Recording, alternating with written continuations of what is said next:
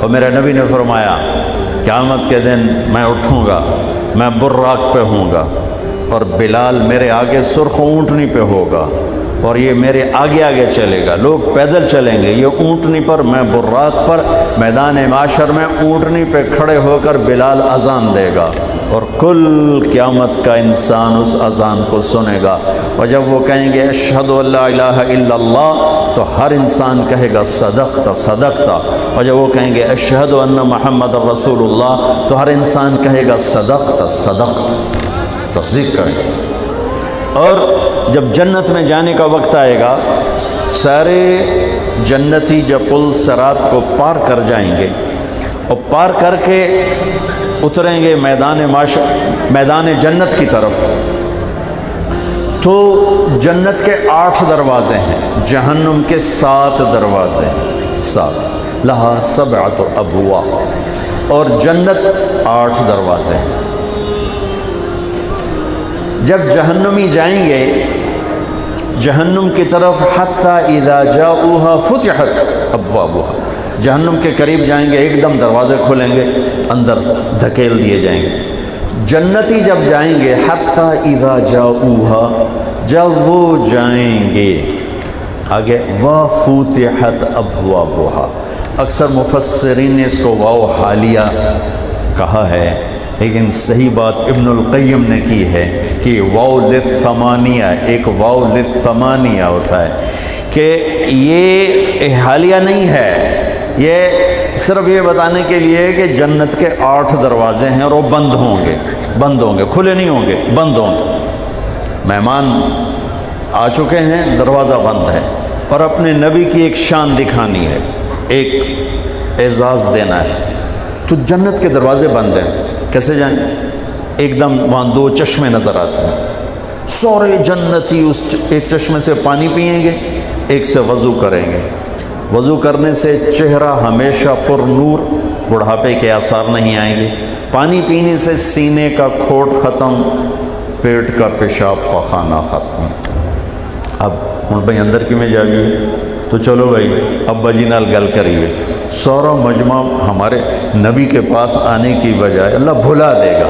آدم علیہ السلام، ابانا استفتح لنا الباب، ابا جی بوا کھلواؤ، وہ کہیں گے ابا جی تو تنوں کڑھیا ہے، وَهَلْ أَخْرَجَكُمْ إِلَّا خَطِيَّةُ أَبِيكُمْ، ابا جی نے تو تنوں کڑھیا ہے، یہ گل کسی اور نال کرو، بتائیں گے نہیں کہ کس کے پاس جاؤ۔ پھر شیس، ادریس اور نوح اور ابراہیم اور اسماعیل، اور چلتے جاؤ علیہم السلام۔ ہر نبی جانتا ہے کہ دروازہ کھلے گا محمد مصطفیٰ صلی اللہ علیہ وسلم کے طفیل، لیکن زبان پہ تالا بتاتے نہیں، لہذا چلتے 1.25 لاکھ نبیوں سے گزر کر آخر میں عیسیٰ علیہ السلام کے پاس آئیں گے، حضور دروازہ کھلوائیں۔ اب اللہ ان سے بلوائے گا، وہ کہیں گے میں بھی پہلوں کی طرح ہی ہوں، کھلوا نہیں سکتا، لیکن میں تو دس سکنا کہ کھلواونا کہیں، کہا جی چلو یہی دسو، تھکے پہ آئیں۔ وہ کہیں گے جاؤ محمد مصطفیٰ کے پاس، آئیے دروازہ وہاں سے کھلے گا اور کہیں نہیں سے کھل سکتا، تو یہ سارا مجمع آئے گا، یا رسول اللہ، یا حبیب اللہ، یا نبی اللہ، انت خاتم الانبیاء والمرسلین، انت حبیب اللہ، استفتح لنا الباب، تو آپ کہیں گے آنا لہو، کہیں گے یا رسول اللہ، یا حبیب اللہ، تھکے پہ ہیں، وہ کھلواؤ، آپ کہیں گے ہاں میں ہی کھلواؤں گا، میں ہی کھلواؤں گا۔ پھر آپ سجدے میں جائیں گے، اللہ آپ پر تعریف کا الہام کرے گا، ایسی جو نہ پہلے کبھی کی، نہ پہلے کبھی کی، نہ بعد میں۔ تو پھر اللہ کہیں گے یا حبیبی یا محمد ارفع راسک، سل تعطى اشفع تشفع، نفدیک بآبائنا و امہاتنا یا رسول اللہ، میرے حبیب سر اٹھا، مانگ دوں گا، سفارش کر قبول کروں گا۔ کہیں گے اللہ دروازہ کھول، اللہ کہیں گے آپ پہل کریں، تیرے ہاتھ سے کھلوانا ہے۔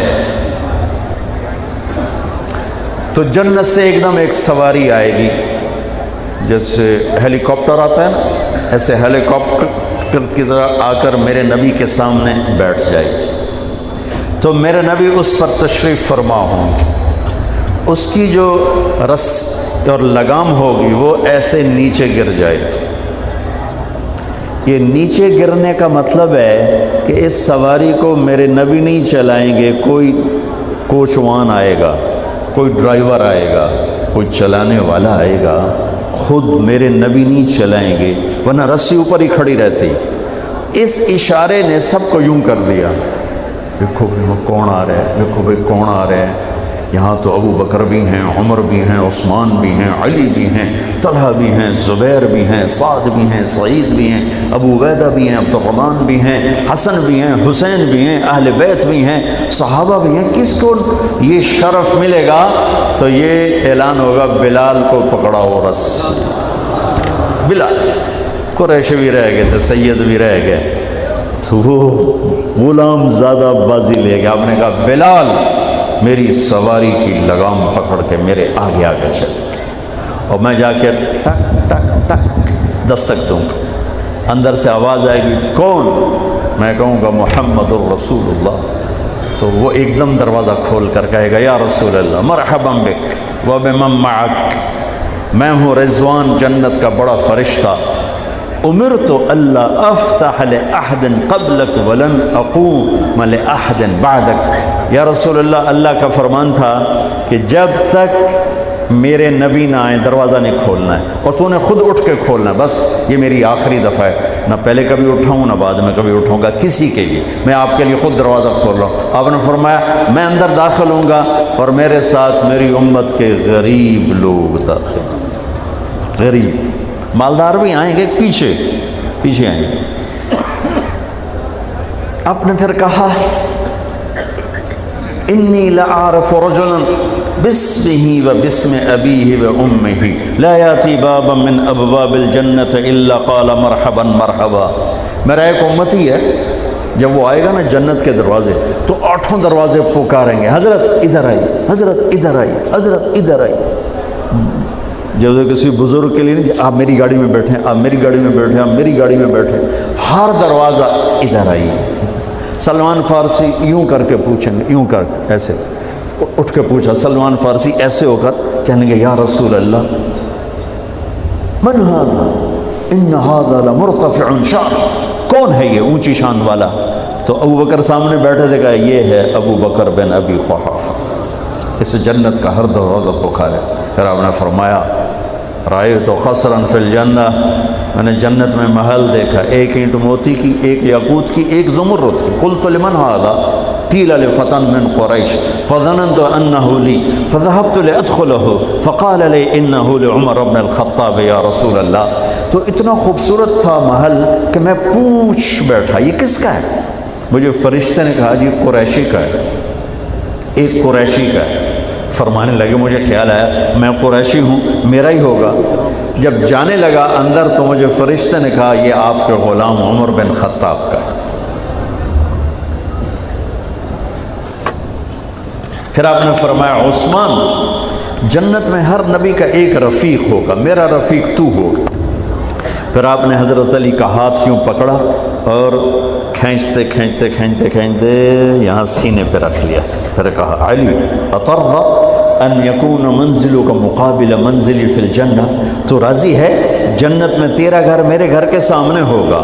وہ رونے لگے یا رسول اللہ میں راضی، میرا گھر پورا ہو گیا۔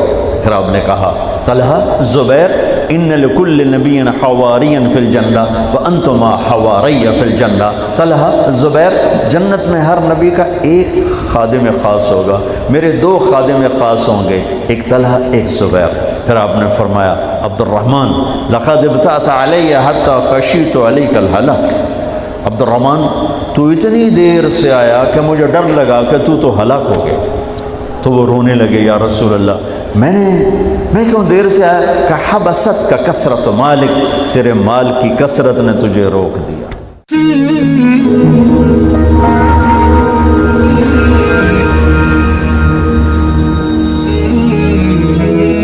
ایک تو اچھا شہید کے لیے فضیلت ہے کہ لا تقولوا لمن يقتل فی سبیل اللہ اموات، جو اس راہ حق میں جان دیتے ہیں ان کو مردہ نہ کہو، بل احیا، وہ زندہ ہے، ہم یہاں اس کے لیے جمع ہیں، وہ وہاں دریاؤں میں تیر رہا ہے۔ تو یہ تو بڑی عالی شان موت ہے۔ وہ ماں خوش قسمت ہے جس کا بیٹا شہید ہو، وہ باپ خوش قسمت ہے، وہ بیوی خوش قسمت ہے۔ لیکن جو اللہ نے ان کو موت عطا فرمائی، یہ ان کے لیے بہت بڑا اعزاز ہے اور بہت بڑی ان کے لیے سعادت ہے۔ ہم شہید کی اس کے لیے دعا اس لیے کر رہے ہیں کہ ہمیں ضرورت ہے کہ ہم اس کے لیے دعا کریں کہ اس کی نیکیوں میں ہمارا حصہ پڑ جائے۔ اور یہ دن سب پہ آنے والا ہے میرے عزیزو۔ محشر جب قائم ہوگا تو سب سے پہلے قاتل اور مقتول کا فیصلہ ہوگا، عدالت ہوگی۔ مقتول اس کا خون جہاں اس کو زخم لگا ہوگا وہاں سے خون بہ رہا ہوگا ایسے، اور اس نے قاتل کو یہاں سے پکڑا ہوگا، یہاں سے گریبان کو پکڑا ہوگا، اور یوں جھٹکا دیکھ رکھا، یا اللہ سلہ بما قتلنی، یا اللہ سے پوچھ اس سے مجھے کیوں قتل کیا تھا۔